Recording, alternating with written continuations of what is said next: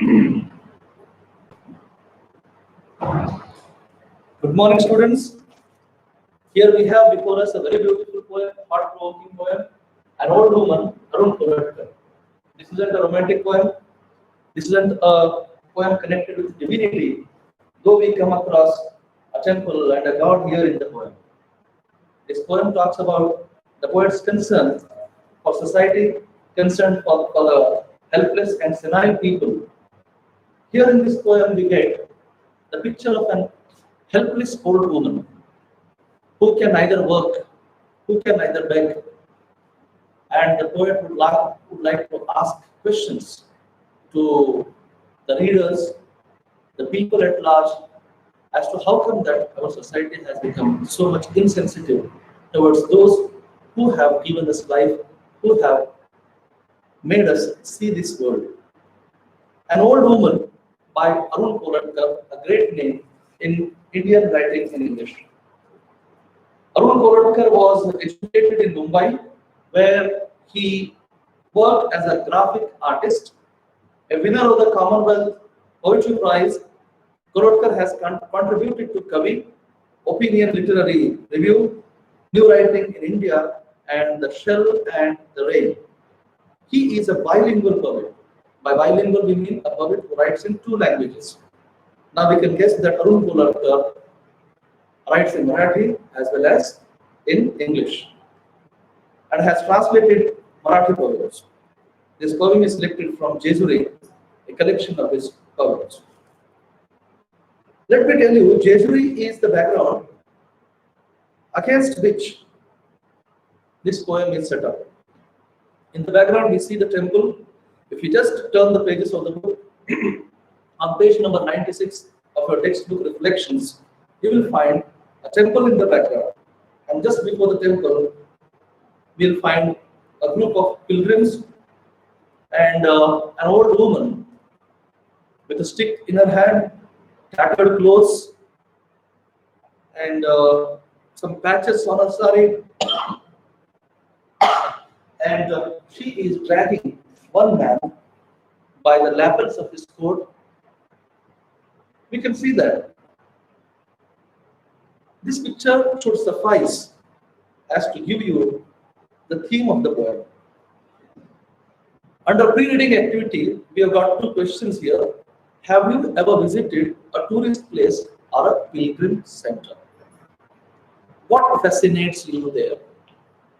Another one is the building, landscape, or the people? What fascinates you? Does the building fascinate you? Does the landscape there that fascinate you? Or are the people who gather there in the name of religion and all that, do they fascinate you? Share your opinion with your friends. Let us come to the poem. An old woman grabs hold of your sleeve and tags along. If you read these three lines, you will come to know that the poet is directly addressing you. You means the readers. An old woman grabs hold of your sleeve. How come that you be in the poem? The poet takes for granted. He imagines that, like other pilgrims, if you happen to visit this place, sacred place, Jejuri, the temple of Khandoba, this is there near Pune in Maharashtra. The temple is devoted to Khandoba, the chief deity, the ruling deity there. There you find an old woman. If you ever happen to visit this place, the poet takes for granted. Perhaps he has been there once, twice, many times. And this is a common scene. The moment you enter into the premises of this temple, you will find an old woman. She will come pretty near you and she will catch hold of your sleeves or whatever part of the cloth or clothes of your body, on your body. She will come, she will grab hold of it and she will drag you along. An old woman grabs hold of your sleeve and tags along. She moves along with you. She does not let go her hold on your clothes. She wants a 50 paise coin. What's her intention? What's the motive? What does she want? She wants the smallest coin. There is a reference to this coin at the end of the poem. She wants a 50 paisa coin. 50 paisa coin. What does she want this for? She wants to fend for herself. What does this fend for? Fend for to eke out a living, to fill one's belly, to make both ends meet. Which are these both ends? Hand and mouth. If you have to make these both ends meet, we have to toil a lot. You know, there is a long distance between. Easily we can make these two ends meet. It doesn't take even a second to make them meet. But what do they meet for? Unless we have something on our platter in the plate, we cannot take our hand to our mouth. Empty hand without morsel is not going to please or fill your belly. So there has to be something in your plate, and if something has to come in your plate, you have to cover a long distance. You have to work hard. You have to work so much hard, and then only your both ends can meet. So for that, this old woman needs some money, and this is the way she is trying to earn. In one of the questions that is enlisted under this poem, that this woman is not a beggar. She is not a beggar, but she is a self-proclaimed tourist. Tourist guide. She is a self-proclaimed tourist guide. Self-proclaimed, self-declared. She is not begging anything. Beggars we come across. So many beggars we come across. If we go before, what's that? Take, for example, any temple, any mosque, any church, or go to any jatri. What do you find? People, scores of people, so many people sitting in rows, and the so-called rich people, so-called generous people. I call them so-called generous because had they been really generous, they would not have been beggars at all. So-called generous people sitting before the Lord's temple. Why should they be there? That's again the question. If God is so kind, if God is so good, if people are so generous, if we are so cultured and civilized, yes, we are cultured, yes, we are civilized, we are religious, but use the word so-called generous, so-called religious. And we go and we start distributing their alms, coins, other things, and people greedily accept that. So the poet would like to object to this scene also. An helpless woman. If God is there, God is in heaven, everything is right with the world, the poet says. But if everything is right with the world, what is all this? The poet might put a question mark over this statement also, this philosophy also. Why such people are there just outside, just on the premises, you will find these beggars. But she is not a beggar. She wants money. She asks for the money. Still, she is not a beggar. She wants a 50 paise coin. She says she will take you to the horseshoe shrine. This woman will take you to the horseshoe shrine. What is this horseshoe shrine? What is this horseshoe? In the glossary, you will come across this explanation. What is this? Once what happened, Khandoba. Now who is this Khandoba? Khandoba is the ruling deity of this temple. Khandoba carried Banai, his would-be wife, Banai, from her father's house. Khandoba carried Banai from her father's house. Remember here this term Ba. Ba means father. Ba. In Marathi, this suffix is used for father. Khandoba. I means mother. I in Kannada means grandmother. Khandoba. As we have the names in Kannada, Ramappa, Shamappa, Appa means father. Ramava, Shamava, Nagava, Ava means mother. Like that, I means mother in Marathi. So Banai, Banava, Khandoba, Khandappa. But it is there in Marathi. Khandoba carried Banai from her father's house on a blue horse. But have you seen any blue horse? No. But in the realm of imagination, in legends, in stories, in religious context, anything is possible. The horse can be either brown, black, or white. We have not seen any blue horse. But in stories, magical stories, in religious stories, miracles do happen. Anything can happen. You imagine and dream like the things unfold. On a blue horse, unless the god has got something different from the ordinary, something different from the plain. Yes? So it won't happen. God has got the blue horse. How come? But he is God. He can have a blue horse, he can have 3 faces, 4 faces, 16 arms. Now, what's the philosophy in this? Having 16 arms. Can you imagine anybody having 16 arms? If a fellow with 16 arms and 3 4 heads comes and stands before you, you will just run away. Your child will start crying.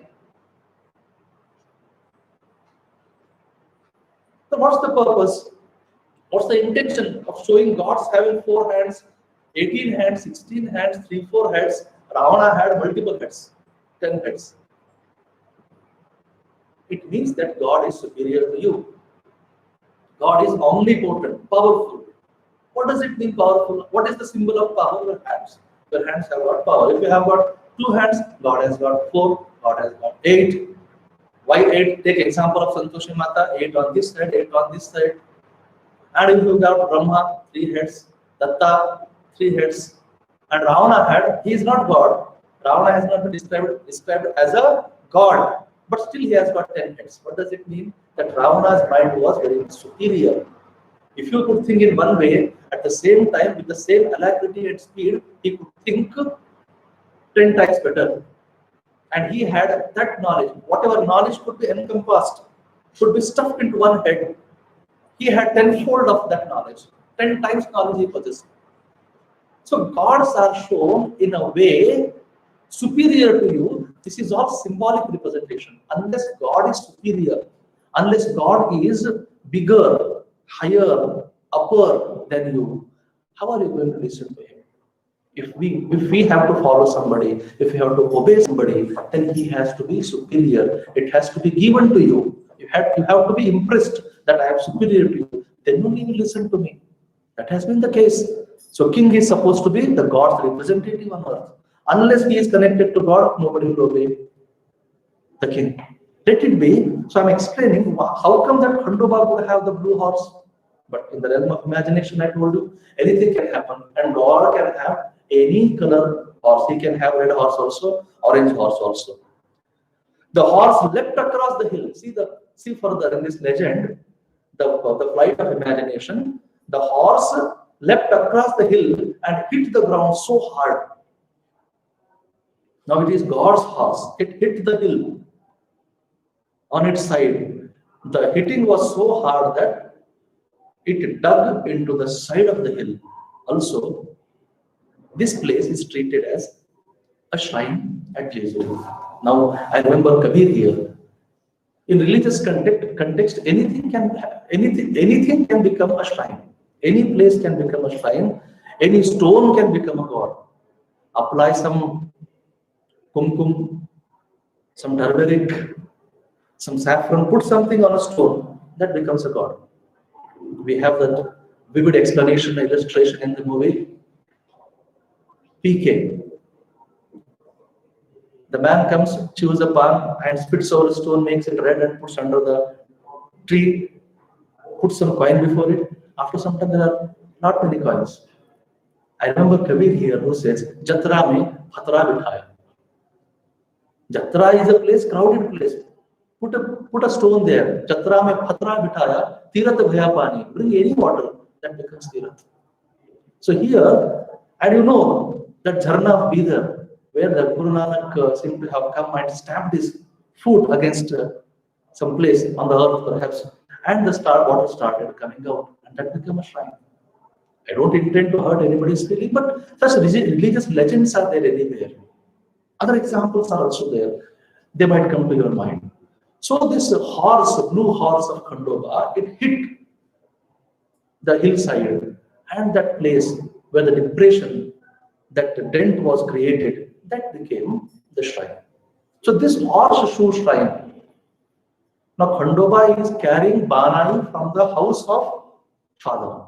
And if I carry anybody's daughter from anybody's house, what can happen? God can do anything. मेरा character ढीला है. भगवान का नहीं है। वो करे तो रास लीला, हम करे तो कैरेक्टर ढीला. Let it be. He is God. Krishna also has got the right to do this, but don't follow gods in this context. God should be followed in the good context only. So this horseshoe shrine, I would like to show to you. The problem here is the man is not ready. The visitor, you go to Jejuri, the woman comes and grabs your shoulder, grabs the sleeve of your shirt, and she drags you along and she says that I will show you the horseshoe shrine. In return, you give me 50 paise coin. I will show you shrine, you give me 50 paise coin. So far, so good. But the problem here is you have seen it already. Horseshoe shrine has been seen by you already. You are no longer interested in it and you don't want to give money. There is one more thing hidden here. What's that? When it comes to money, we have seen everything. If anything is given for free, we are ready to see it again. My friend used to say, if the phenyl is given for free, you can even drink it also. If anything is being given for free, we'll take it. The moment they say, we are going to charge you. You might have seen the road shows. Dombari, we have heard. They make shows on the road. They make the shows. There is a lot of crowd. People watch with joy and euphoria. And the moment at the end, the magician or the showmaker, when he takes off his hat and starts collecting money, the crowd starts dispersing. When it comes to giving, our hands are very short. We drag behind. When she says, give me 50 paise coin and I will show you horseshoe shrine, then I say, I have already seen it. The poet comments on this character of the human beings also. We are not generous when it comes to money. You have already seen it, but she is not to be removed or sent away. She hobbles along anyway to walk with difficulty. This woman, she hobbles, H-O-B-B-L-E. If you have the text before you, and I advise that you keep the textbook before you. It's better if you keep. She hobbles along anyway to walk with difficulty. And you can imagine an old woman, you see the picture, bent in the west, walking with the help of a stick. She cannot walk like the young man. And there is every possibility. Imagine the picture, somebody, a dirty woman, dirty old woman, famished, starved old woman, ugly old woman. Perhaps she might not have taken bath. Such a beggarly woman comes and takes hold of your sleeve, your so-called good clothes, nice clothes. Wherever we go, we wear very good clothes. Whether we are really good or not, our clothes are very good. And at that time, we don't like even the touch or proximity of such people. By proximity, I mean nearness. Even if such people come near us, we move away. So that woman comes and he might be somewhere feeling awkward. He wants to extricate himself from the situation. He wants to free himself from the situation. And she is holding on to him very tightly. And he might be moving forward and forward. And she is going behind him. Him in the sense, you. Suppose if you happen to go to Jejuri, if you happen to go there, what might happen? The poet is telling you, you might find an old woman. Now she is not to go. She is not going. She hobbles along anyway and tightens her grip on your shirt. Why does she tighten? She is afraid that this man has already seen it and he might escape. Hamara shikar nikal jayega and I will be starved. I must at any point, at any cost, be able to extract that 50 paise coin. Go to market and the sellers are all ready to extract money from you, to sell their product to you. Even if you just happen to pass before them, they will ask, what do you want? Come here, I'll give you cheap. And when you just happen to go to their shop, they won't allow you to come out without purchasing. Salesman technique. So she tightens her grip on your shirt. She won't let you go because she is afraid somewhere that this fellow will escape. And he means to me, nobody. You may be a collector for yourself, but you are just a means of, or see that woman sees you as a 50 paise coin. If you escape from there, she will have to bear for the loss of 50 paise. Bear the 50 paise. And tightens her grip on your shirt. She won't let you go. Why would anybody? And why should she? Had I been in her place, I would have also done the same thing. She won't let you go. You know how old women are. Now, this is quite enigmatic. Old women are very good to me. Old women are kindly. Old women are very lovable. They are weak. They need our care. But here, in a different context, the poet tries to describe the nature of the women, old women. You know how old women are. And he rushes forward to answer it himself. They stick to you like a burr. Now, what is this burr? B-U-R-R. B-U-R-R. Burr is, to me, to my mind, I mean, it must be like that. It has been explained here like a thorny fruit. Burr, seed container of some plants which is covered in small hooks that stick to clothes. I have seen it. You also might have. Now, here in this context, a person who sticks to you like this seed container. Errand, they say errand or outlikai, or you might have seen that. I mean, like this coronavirus, you know, it has got all the spikes on it, small spikes. It's the seed container of the grass. If you just happen to pass through that grass on your clothes, you will find such small fruit-like thing sticking to your clothes. You cannot remove it. It is thorny. If you want to remove it, the thorns will prick your fingers, the soft skin of your fingers. And if you don't, it will remain there on your clothes. So old women are like this. They stick to you like that fruit. They are like a burr. You can't remove them. And also one more thing. Exactly, this is not burr, but I can tell you, grass has got something like this. And here you will find these spike-like things. It's like this. And here there is grass. And this thing, if it is thrown on your cloth, it sticks. And if you just pull it, it will make a sound of burr. We used to play with this when we were children. You must not be playing because times have changed. They stick to you. The poet wants to say that it is difficult to get rid of that kind of woman. You turn around and face her with an air of finality. So get angry. Why should any woman come grab hold of me and she should not let me go? I have already seen the place and she insists on showing it to me. You get angry and you want to end this all. You turn around and face her with an air of finality. Let me end this everything. Suppose anybody is imposing himself or herself upon you. What is your reaction? You want to get angry and end the thing there itself. Some kind of feeling would come into your mind. With an air of finality, you want to end the farce. Now, what is this farce? Farce is meaningless, ridiculous situation. Actually, farce is that kind of drama. That kind of drama. There is meaningless laughter. Actually, jokes also have got meaning. A comedy has got a purpose to serve. What's the purpose of comedy? To correct your character with laughter. If you have some foibles, mistakes in your nature, those mistakes are made laughable so that you move away from them. But a farce does not have any purpose. Kapil Sharma jokes. You see those shows. You keep on laughing. What in the head? Nothing. Why were you laughing? Some discrepancy is there. You just laugh, you become happy, the things are over. What purpose do they serve? Nothing more than laughing itself. No character improvement. Comedy has got that purpose of improving the character of the human being. But farce is that kind of play where there is meaningless laughter.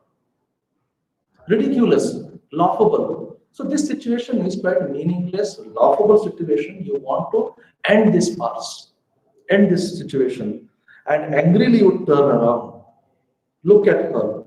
When you hear her say, you turn your face, look at her, you want to get angry, and suddenly the woman says, what else can an old woman do on hills as wretched as this? Mark this word, wretched. What else can an old woman do? What do you expect a woman like me to do? Can I work hard? Can I work in the field? Can I do any other job? What else can I do? What else can an old woman do on hills as wretched as this? As wretched as these hills of Khandoba, God's hills, where there is God, there is joy. The other name of God is joy, Ananda, Paramananda, Shivananda. Anand is God, happiness, joy, and there is presence of God. In the presence of God, there is wretchedness. People, the devotees, visit this place. They come from far off places. What for? They come to seek the blessings of the God. And this woman has been here and she is starving and she can find no other job. The hills are wretched. Wretched literally here mean, in this context, what she means to say, a non-fertile land where nothing can grow, stones and stones and stones. And the hidden meaning, the second meaning, the meaning under the meaning, another layer is, wretched means here, it is unproductive. One meaning of wretched is very poor. We can say unholy also. While reading poetry, the dictionary cannot be the correct guide. We have to guess the meaning in the context. The hills which are very holy, sacred for others, are wretched for her. We can see how atheistic the poet is being here. The poet would not believe in God here. Had there been God, the hills would have been very much green for her, very much productive for her, very much helpful for her. They could have been equally sacred for her, but those hills are wretched. On those hills, she finds it difficult to survive. So she asked this question. This is not the question just asked to, targeted at, thrown towards the pilgrim who happens to visit Treasury. This question is an open question to the wise and religious members of the society, that an old woman cannot fend for herself, cannot fill her belly. She has to do this work of forcefully showing the people, taking the people to horseshoe shrine, and in return ask for a 50 paise coin. She asked this question, I am so helpless. What else can an old woman do on hills as wretched as these? You look right at the sky. Why should you look right at the sky? You means the person who happens to visit that place. When you are in confusion, when you can't find any answer, your natural reaction is you look up. Looking up is one more reason. God is there in the sky. That is our belief. Again, I tell you why God is there in the sky. Because God is supposed to be up, above, greater, superior, and the boss is always at the top. Boss's room is at the top and we are on the ground floor. ऊपर वाले बोलते हैं हमारे higher authorities, ऊपर वाले लोग हमसे पूछेंगे, हमारा बॉस पूछे, बॉस और God is supposed to be ऊपर. You look at the God. Again, this is the sense of superiority. God does not stay upward or downward, below or beside. He is everywhere. He is everywhere. In fact, as some people say, we are inside the God. God is inside us. Everything is godly. Let it be. That's slipping into metaphysics. So you look right at the sky. You don't have the answer to this question. What else can an old woman do? Can you tell that woman, go and work hard, go and wash utensils in the hotel, or go to do some washing work, or take care of some small children, do babysitting and earn some money? Can you say to her face? She is very old. Even the picture which we look at, the woman might have been still older. Helpless woman. I have seen such women. They cannot move their hands. But they are not cared for. And the poet has to present that picture also. Where are the children of that woman? whom she brought up with a lot of care. Why is she thrown outside?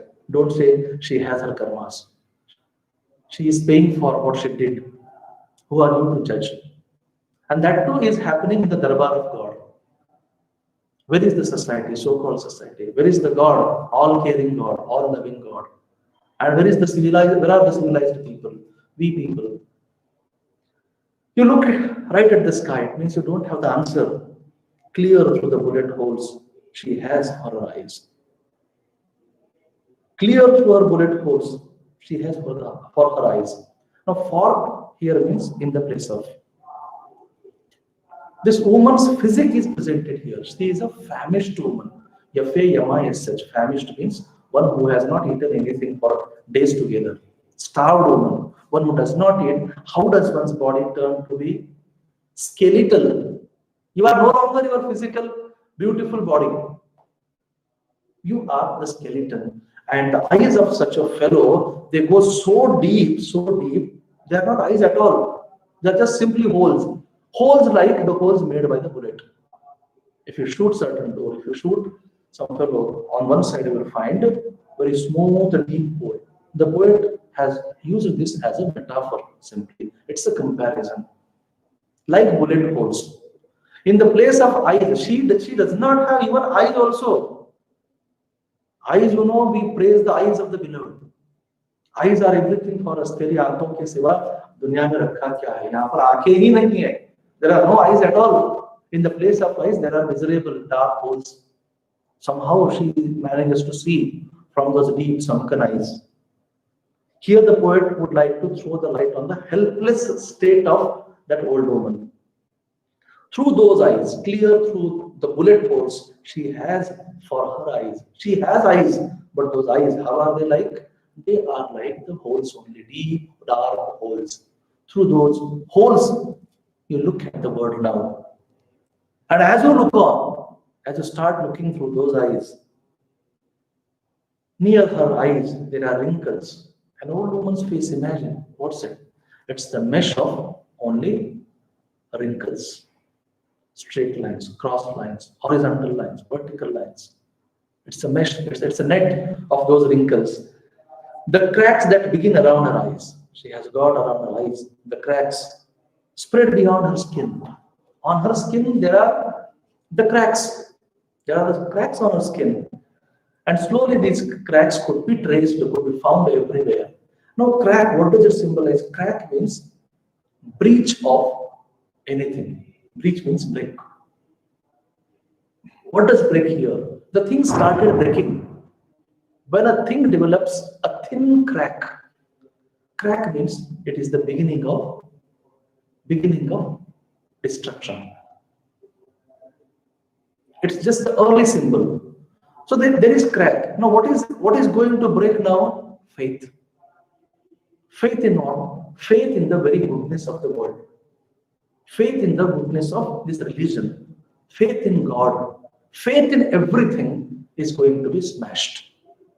So the cracks around the eyes, the wrinkles on her face, those cracks start going beyond the face, going beyond the skin. You can see these cracks everywhere, outside into the world. It's a metaphorical, poetic way of saying that the things start breaking everywhere. The loss of faith he wants to indicate that the poet starts losing faith in the things that are around. He has poetically expressed. You should not question, you should not say, how can this is poetic truth. How can these cracks start going? They go beyond the skin and they go on the hills and the temples. Poetic truth is different from the practical truth. And as you look on the cracks that begin around her eyes, spread beyond her skin, and the hills crack. Hills do not crack. Already there is a crack. You might have seen cracks in the field because of the lack of the rain. You see the cracks. And for some other reasons, some hills are also, you can see that those cracks on the hills too. Hills crack. Hills crack in the sense, what is there in the surrounding? Only hills and hills. That is the universe around you, it starts cracking. He means to say, hills do not mean Literally speaking, there is the crack on the hill, and you are surrounded by only hills, and that is the universe for you now. There is the crack in the universe. Your universe, what is this universe? As much as your head is. And the hills crack and the temples crack. He is not saying temple, he is saying temples. Not just the Jesuit temple, he might generalize also. And the temples crack. And anywhere, go to the place of pilgrimage, go on pilgrimage and go there, see that there is not one single temple. There are so many temples. Assistant gods also are found there. And the temples crack and the sky falls. Now, when things start cracking, the sky falls. When sky falls, it means destruction is complete. It has come a full circle. When sky, if the roof falls, you can mend it, you can repair it. In Marathi, there is one proverb, Akashas phatla, तर कसं करायचं? Akash, you know, phatne means tear. When the sky gets torn, if your clothes get torn, what you can do? You can sieve it, you can stitch it. But when the sky gets torn, what thread, what needle, which art of stitching can mend this sky? In the same way, when sky falls, means there is complete loss, full loss. It is beyond repair. What is at loss here? The faith. The poet has lost faith in everything. He says that when that woman comes face to face to you, when you want to end everything, she asks certain question to you, you look at the sky, you look at her physique, and then you start losing faith in everything that is good, faith in everything that is religious, godly, so-called in the sense now. Starts losing faith, everything, and the destruction of faith is complete now. And the sky falls with a plate glass clatter around the shutter-proof chrome. Sky falls and it should not make sound. Can it happen? It does. It makes a lot of sound. Take a plate and drop it from a distance, and when it falls on the ground, it will make the sound. That is called clatter. Sound. That kind of sound, that is very much pretty, irritating, disturbing. So such kind of sound, when the sky falls, when plate falls, very irritating sound is produced. When the sky falls, what might be the intensity of that sound? Can you count the decibels? But everything happens. Here on this end of the visitor, the pilgrim, the you in the poem, the reader, the man who happened to visit that Jesuit place, here everything is shattered, smashed into small pieces. But the old woman, C-R-O-N-E, is crone is the word used to describe this old woman. It means an old woman. Shatter-proof crone. She is not broken. She is not torn. She is not destroyed. No pieces. Akhanda. She is standing intact. And the shatter-proof crone who stands alone. She is alone, but still shatterproof. Waterproof. Waterproof shoes, waterproof phones. I mean, even if you dip such things into water, water won't have any effect on it. Waterproof. I came across one humorous word in a Hindi lesson, English word only, shame-proof. Some people are shame-proof. You do anything, they can't be put to shame. Now she is shatter-proof. She won't be broken. She won't be broken means, what is it? It has got something related to her spirit, unbroken spirit. Her enthusiasm, her spirit, her faith. She is determined. She is strong enough to face the onslaught means attack. Onslaught of this cruel reality. Whatever hardship she might be put to, but she will definitely survive. She will come up. So much things are happening around us, have been happening around us. So many things have been happening around us, around her. But even then, she has got the determination. What is the determination? I have to live for myself. I have to earn for myself. I have to work for myself. Even if the fellow has already seen, this is the quality of a good salesman, I'll make him see it again. I will be able to get the 50 paise coin from him. She is shatterproof in this sense. Her spirits are not broken. She is standing alone, but she is very much strong, and you are reduced. You are reduced. She is not reduced. She doesn't become small. You are reduced. Reduced to what? If you are reduced, another side is you must be very tall, big, hefty, as high as Himalaya. We are. What is that? Our ego.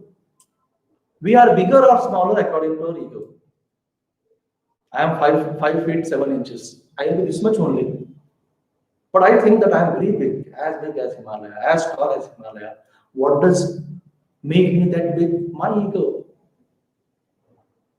I am a learned fellow, my ego. I am an educated fellow. I am a lecturer. I am a very rich fellow. I am an aristocrat. Ego.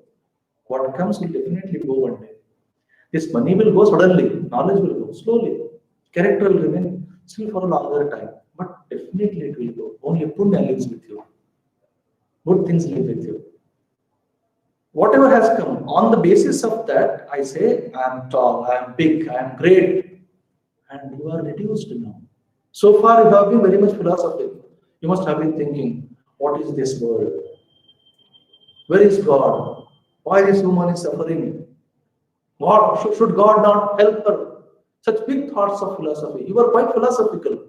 And suddenly you are reduced. You are reduced. You know, when it comes to thinking and talking and giving speech, I am giving speech.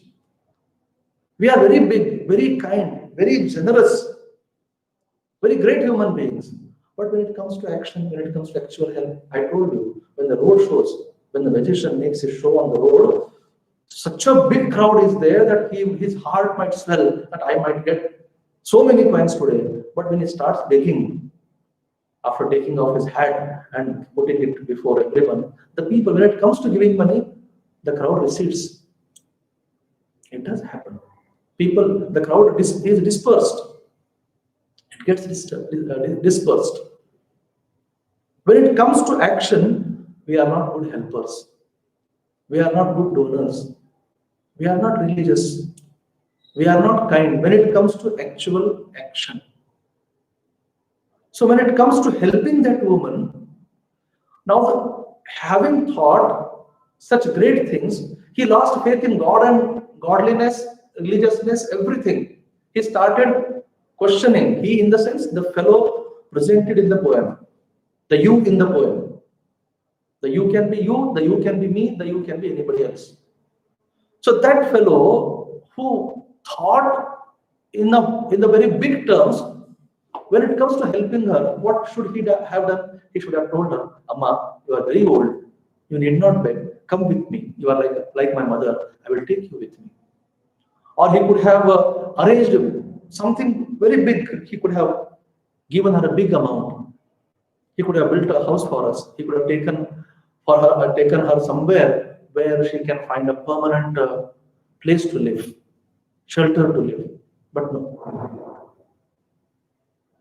When it comes to giving, I'm very symbolic. Even when I go to temple, symbolically I present something there. I don't entirely donate my property because God deserves everything. It is His given.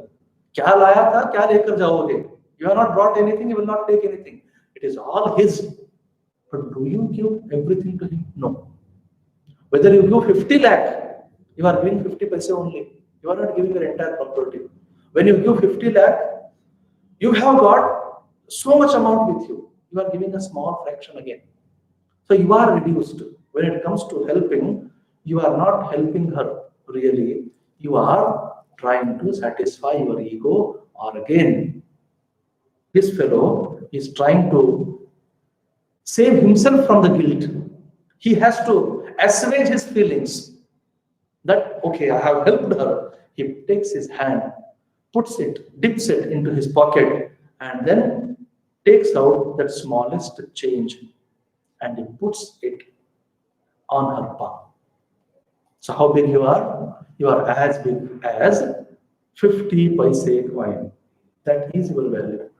The poet would like to ask question to the people, how much ready are you to bring change in this world? to alleviate the suffering of the people. Are you ready to take action?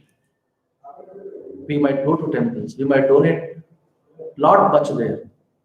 We can do anything for God, but do we do the real walking gods, suffering gods of the Lord? तू आहबन किसी की मुझको पुकारता था, तू आहबन किसी की मुझको पुकारता था, मैं था तुझे रिझाता संगीत में भजन में. Ah means the painful cry. The painful cry. In the painful cry, you are trying to search me, oh God. But what was I doing? I was singing songs to please you. So do we really help people? What is true religion? Where is the real God? All such many questions are there which can be raised. So the focus of the poet does not focus on Jesuri or Khandoba. He focuses at the mindset of the people. He focuses at the attitude of the people in the society towards the poor and the helpless and the senile population. Thank you so much. I'll join you again with the next poem or lesson. Till then, bye.